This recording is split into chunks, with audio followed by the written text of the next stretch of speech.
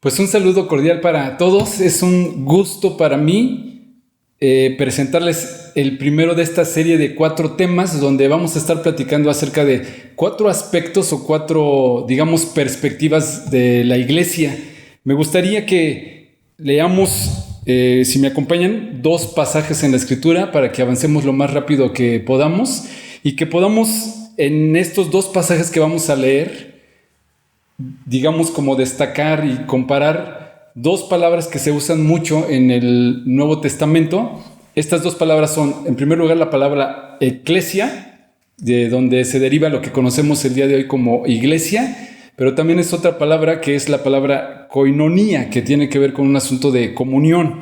Si bien no nos vamos a detener como a analizar estas palabras exacta y específicamente como se los estoy queriendo exponer, estos 2 pasajes, que son los únicos 2 pasajes que están registrados en la Escritura, donde Jesús se refirió de la iglesia, son los únicos 2 pasajes donde Él habló de la iglesia, y esperaríamos que fuera mucho más que esto, porque si Él vino a fundar la iglesia, esperaríamos que hablara mucho más de esto, pero interesantemente solamente estos 2 pasajes se refieren a la iglesia, Jesús hablando. Entonces, estas 2 palabras que estamos usando las quiero poner como introducción al tema que vamos a desarrollar, no solamente este tema, sino los siguientes 3 hasta completar 4. Es este concepto que quiero que lo tengan presente, que es eclesia, o lo que conocemos como iglesia. El significado original es asamblea o un grupo de personas llamados afuera. No se usaba exclusivamente para los creyentes, sino es un grupo de personas llamados afuera con un propósito en particular. Y el otro, la otra palabra que les decía es koinonía, que es comunión. Entonces, si juntamos estas 2 palabras, llegaríamos a esta idea que les quiero transmitir. La iglesia en realidad es una asamblea de creyentes que tienen comunión con Cristo y comunión entre ellos. Y leyendo estos 2 pasajes, ojalá les pueda transmitir esta idea de estos 2 conceptos que están allí desarrollados en lo que Jesús dijo. Así que acompáñenme, por favor, en este primer tema, esta primer perspectiva o figura de la iglesia, este fundamento. Yo diría, esto que vamos a leer es la iglesia según Cristo. Si me acompañan, entonces vamos a Mateo capítulo 16, el versículo 18. Todo el contexto habla acerca de la confesión de Pedro. Si ustedes lo recuerdan, el contexto del pasaje está diciendo que Jesús le está preguntando a sus discípulos qué es lo que la gente opina acerca de él. Y luego le pregunta a ellos, ustedes como discípulos, ¿qué opinan de mí? Y aquí viene lo que conocemos como la confesión de Pedro, que Pedro dice, tú eres el Cristo, el Hijo del Dios viviente. Ese es en el versículo 16. Pero a donde yo los quiero llevar, para que podamos ahorrar un poco de tiempo, es el versículo 18. Jesús contestándole. Leo Reina Valera 1960. Dice, y yo también, es Jesús hablando, yo también te digo que tú eres Pedro, y sobre esta roca edificaré mi iglesia, y las puertas del Hades no prevalecerán contra ella. Este es el primero de los 2 pasajes que vamos a leer. De aquí podríamos sacar mucho más. No quiero enfocarme en quién es Pedro y qué es lo que Jesús estaba diciendo de Pedro, sino muy particularmente de lo que estamos viendo respecto a la iglesia. Y quisiera yo sacar aquí 3 conceptos y más adelante, hasta que completemos 11. Muy rápido los vamos a ver. No se preocupen, no se van a desesperar y espero no aburrirlos. 3 conceptos que sacamos aquí de este pasaje muy rápido. Fíjense, por favor. En primer lugar, Jesús dice, hablando de la iglesia, dice, yo te digo que tú eres Pedro y sobre esta roca, número 1, edificaré mi iglesia. Lo que quiere decir Jesús hablando de la iglesia es que Jesús es quien edifica la iglesia. Nosotros los que trabajamos o colaboramos ahí, pues en realidad, como su nombre lo dice, solo somos colaboradores, pero en realidad es Cristo quien edifica la iglesia. Eso hay que tenerlo bien claro. No son nuestros buenos programas, nuestra buena alabanza, nuestra buena predicación, nuestros buenos edificios. Es Cristo mismo quien edifica la iglesia. Pero luego aquí dice, edificaré, no dice la iglesia, Dice, edificaré mi iglesia. Significa esto, en pocas palabras, que la iglesia le pertenece a Cristo. No es una denominación, no es un grupo de creyentes. Y a veces sí, yo tengo mis sospechas de que Cristo tiene que mandarnos ese mensaje de devuélvanme mi iglesia, porque es Él quien la edifica, su propia iglesia. Y luego vean este otro concepto que a mí me parece que es maravilloso, es profundo. Y esto creo que debería de animarnos para entender que lo que hacemos en cuanto a la iglesia, digamos que estamos del lado de los vencedores, es lo que está diciendo aquí este pasaje. La última parte del versículo dice, y las puertas del Hades no prevalecerán en contra de ella. ¿Qué dice la Nueva Versión Internacional? Fíjense, lo que está diciendo aquí es, y las puertas del reino de la muerte no prevalecerán contra ella. En pocas palabras, en otras palabras, lo que Jesús está diciendo es que la muerte no conquistará a la iglesia. Quiere decir entonces que la iglesia existirá para siempre.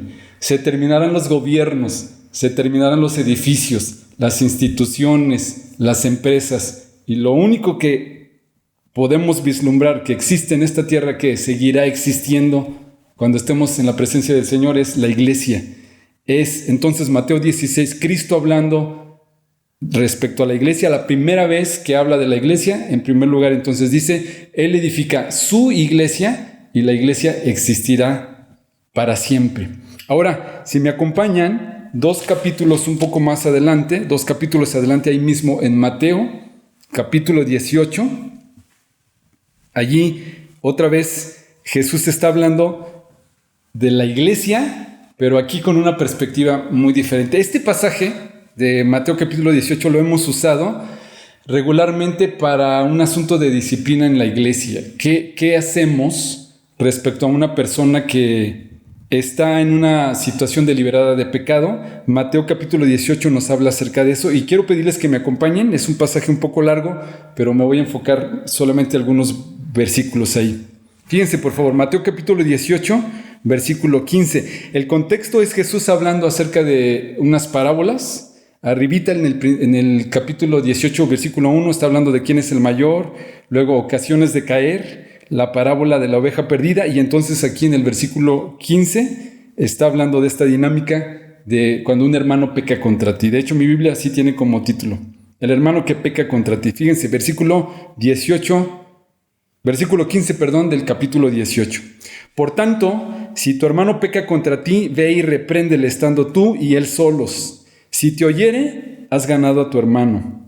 Mas si no te oyere, toma aún contigo a 1 o 2, para que en boca de 2 o 3 testigos conste toda palabra. Si no los oyere a ellos, dilo a la iglesia. Y si no oyere a la iglesia, tenle por gentil y publicano. Versículo 18. Capítulo 18, versículo 18. De cierto os digo que todo lo que atéis en la tierra será atado en el cielo, y todo lo que desatéis en la tierra será desatado en el cielo. Versículo 19. Otra vez os digo que si 2 de vosotros se pusieren de acuerdo en la tierra acerca de cualquier cosa que pidieren, les será hecho por mi Padre que está en los cielos.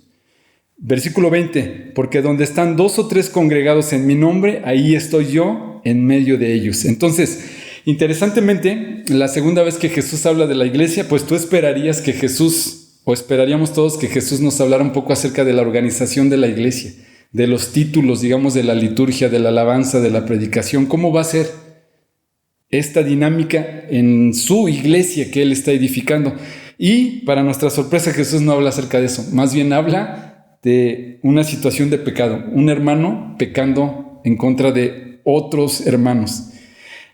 Podríamos quedarnos, a mí me parece, con esta perspectiva muy pobre de este pasaje, o más bien pudiéramos verlo desde la perspectiva de los ojos de Jesús. Y sé que no tenemos manera de hacerlo así, pero más o menos intentaré animarlos a que veamos lo que creo que Jesús está pretendiendo enseñarnos que sucederá en la iglesia que Él está edificando. Entonces, este no es, creo yo, un ejemplo de cómo disciplinar a un hermano que peca contra ti, cómo manejar esta dinámica, que si bien es claro, se lo resumo así. Dice, si un hermano peca contra ti, pues no vayas de chismoso hablándole a todo mundo de lo que hizo contra ti, sino que dice, ve y búscalo a él a solas. Si te escucha, ya se acabó el asunto, ya no hay más de qué hablar. Si no te escucha, entonces dice, lleva aún contigo a 2 o 3 testigos para que pareciera como para que escuchen de qué se está hablando o que puedan tal vez dar su opinión. Si no los escucha, entonces dice, ahora sí, dilo a toda la iglesia,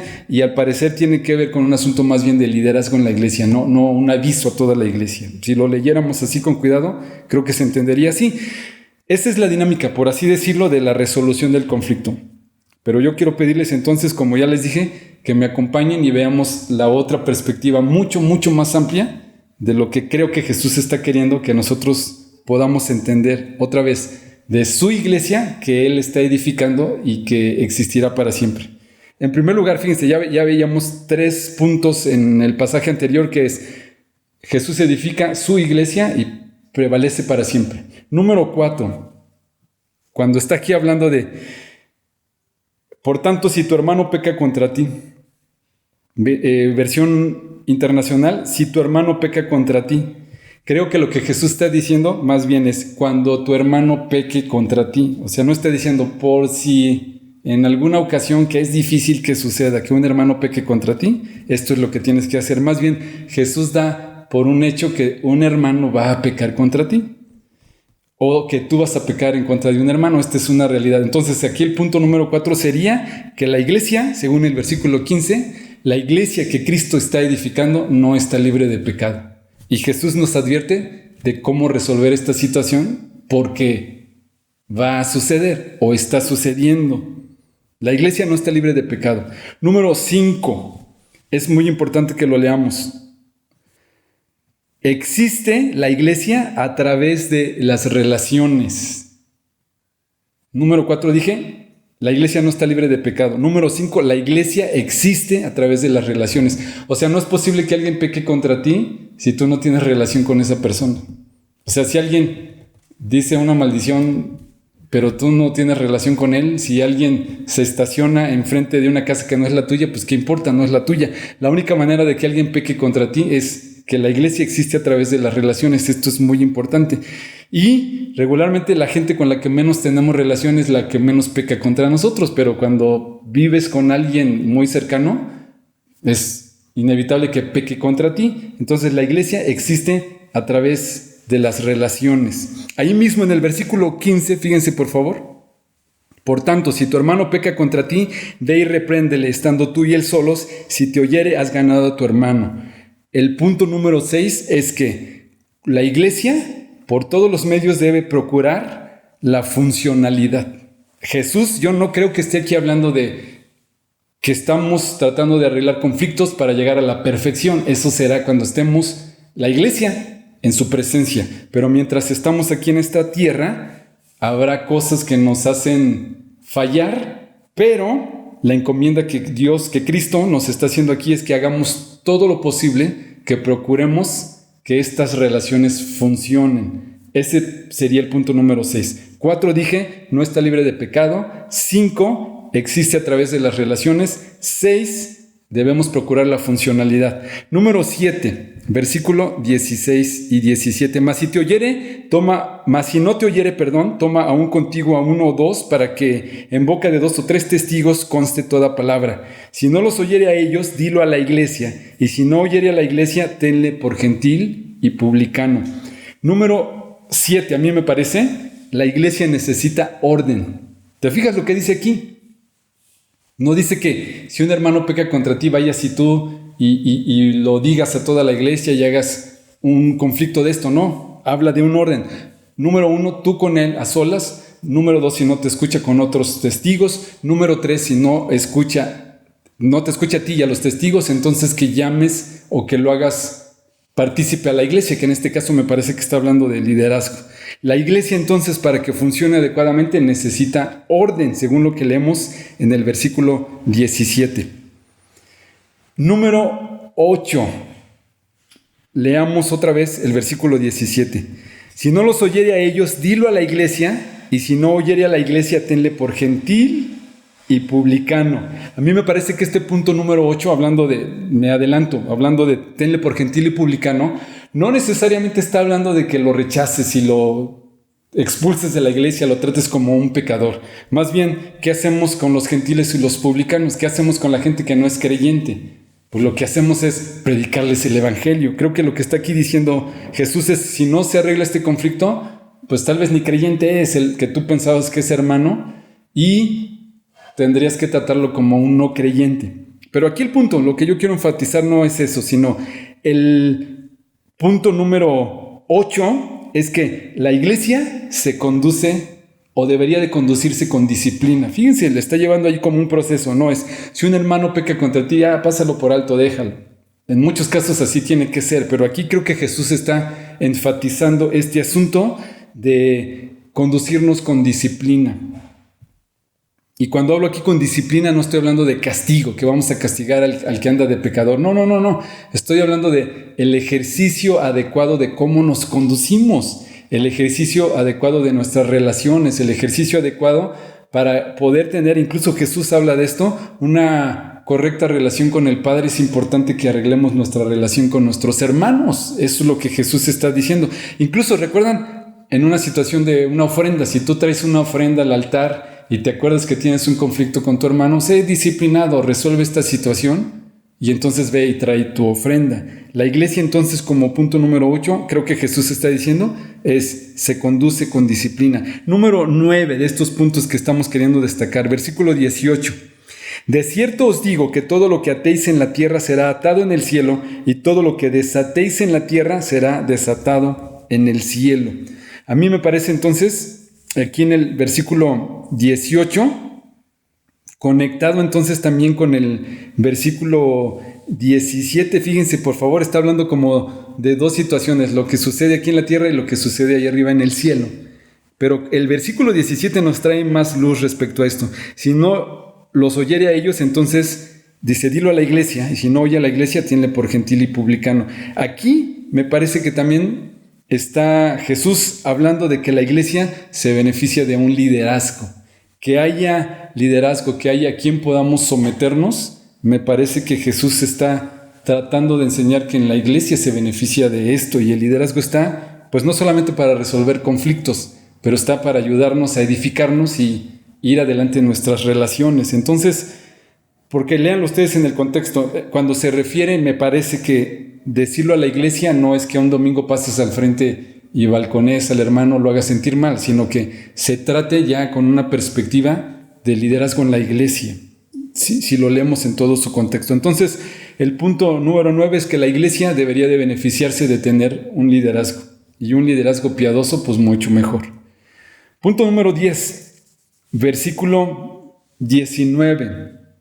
Otra vez les digo que si dos de vosotros se pusieren de acuerdo en la tierra acerca de cualquier cosa que pidieren, les será hecho por mi Padre que está en los cielos.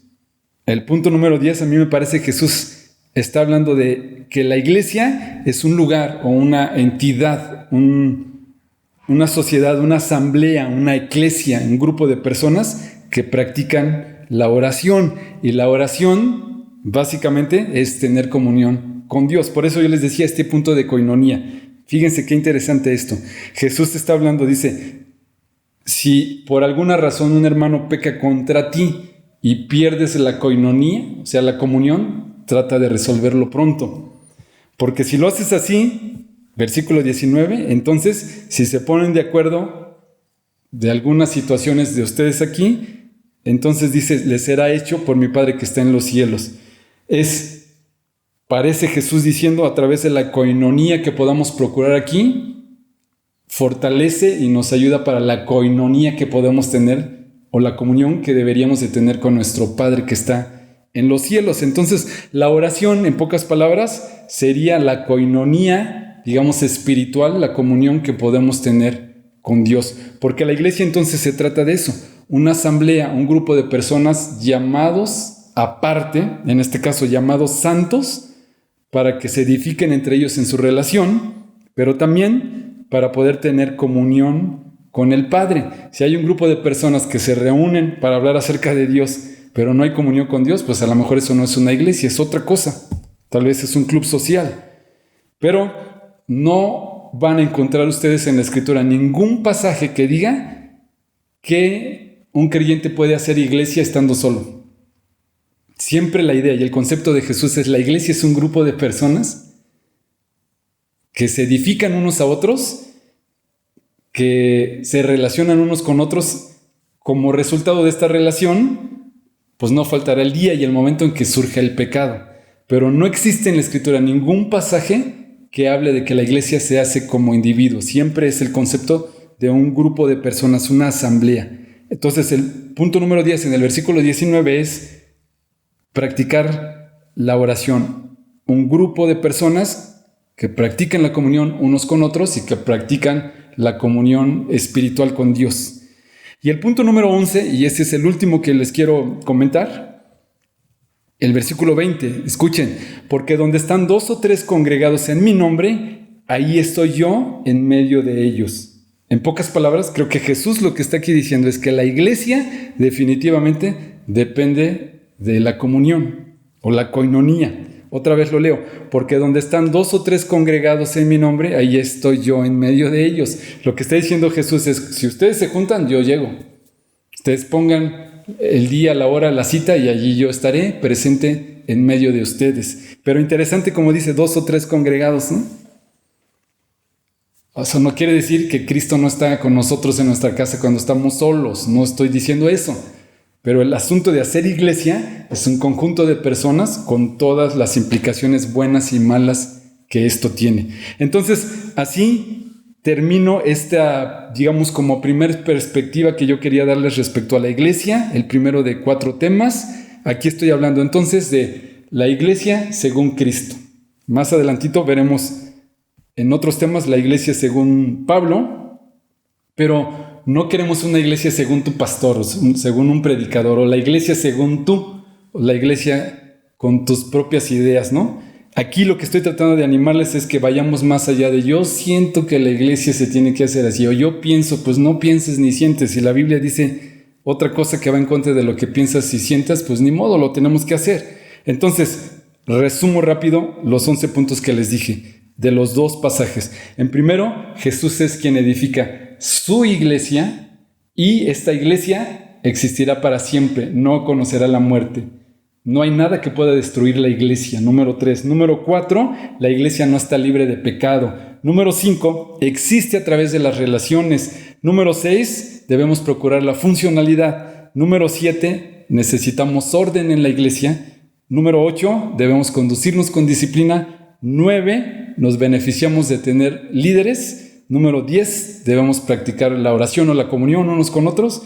Y número 11, la iglesia solo existe y depende de la comunión que podamos tener entre nosotros y la comunión con el Padre. Lo dije, lo repito. Esto tiene implicaciones positivas y negativas. No hay manera de evitarlas. Es parte de la perspectiva que Jesús tenía de la iglesia. Así que yo les quiero animar para terminar. No se asusten cuando un hermano peque contra ti. No se asusten si de repente alguien dice: es que ahí en la iglesia hay pecadores. Bueno, Jesús ya lo había dicho desde el principio. No, Jesús no se sorprende de que haya situaciones conflictivas en su iglesia que Él está edificando. No andamos por la vida buscando tener pleito con los demás. No andamos por la vida queriendo meternos en conflictos. De todas maneras, Dios ya lo sabe. No es lo que Jesús está diciendo. Más bien es que procuremos la comunión unos con otros, que nos aceptemos, y de esta manera, entonces, si nos ponemos de acuerdo, la Escritura dice: Él contestará lo que pedimos, y Él está en medio de nosotros cuando nos congregamos 2 o 3. Este es un llamado de Cristo para nosotros. Ojalá les sirva, que podamos, con estos pasajes que ustedes puedan leer con calma, Mateo 16, 18 y Mateo 18, desde el 15 hasta el 22. Otra vez, la iglesia según Cristo. Y ojalá podamos volver a ese concepto que Él tenía de la iglesia. Me encanta, cierro con esto. Este es un pasaje, en realidad, de que Jesús estaba vislumbrándonos a nosotros, que somos parte de su iglesia, con nuestros asegúnes, cosas buenas y malas, pero Él ya nos vislumbraba como esa iglesia. Somos parte de esa asamblea indestructible que prevalecerá para siempre. Y tú, si eres creyente en Cristo, y yo somos parte de esta iglesia. Que Dios les bendiga y que este mensaje sea de mucho provecho, y necesitamos tomar tiempo para meditar respecto a esto. Muchas gracias.